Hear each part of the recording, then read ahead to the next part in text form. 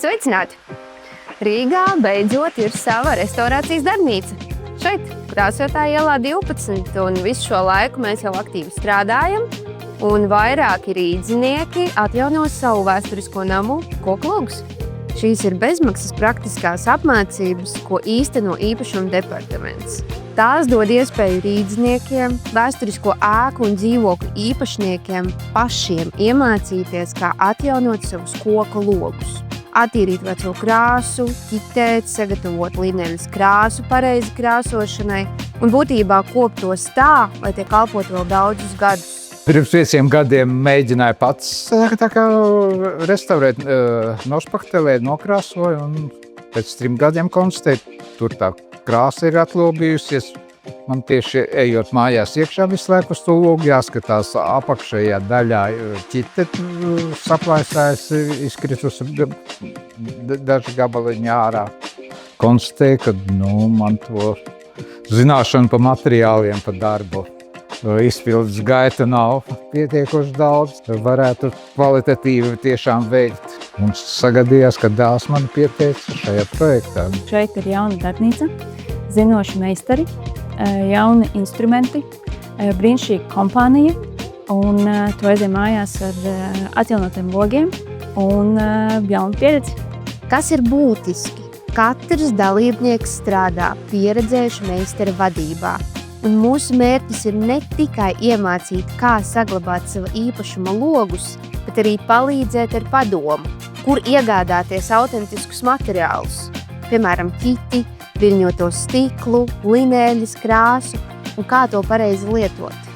Meistars ierādīja darba vietu, parādīja instrumentus, ar kādiem katrs darbs ir jāveic.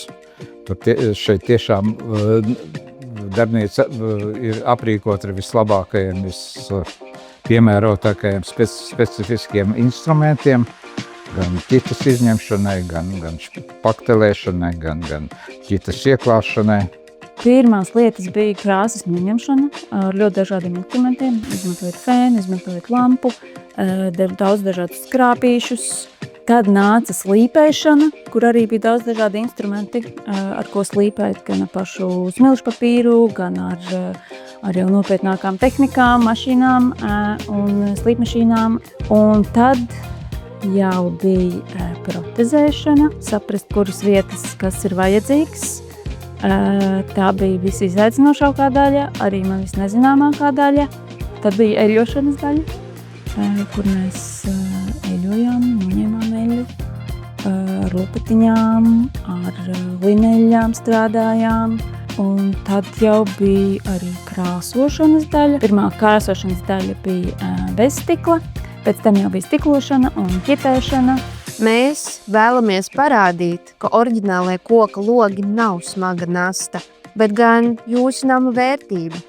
Pirmās apmācību grupas dalībnieki savu darbu ir veiksmīgi noslēguši, un rezultāti mums parāda, cik daudz cilvēks, kas priekšzināšanām var paveikt pats ar savām rokām. Ja ir vēlme, zinoši meistari un atbilstoši nodrošināta darbnīca, tad var sasniegt daudz, un rezultāti iepriecinās absolūti visus. Es iesaku pieteikties šajā projektā, ja jums ir koku logi, kuriem vajag restaurāciju.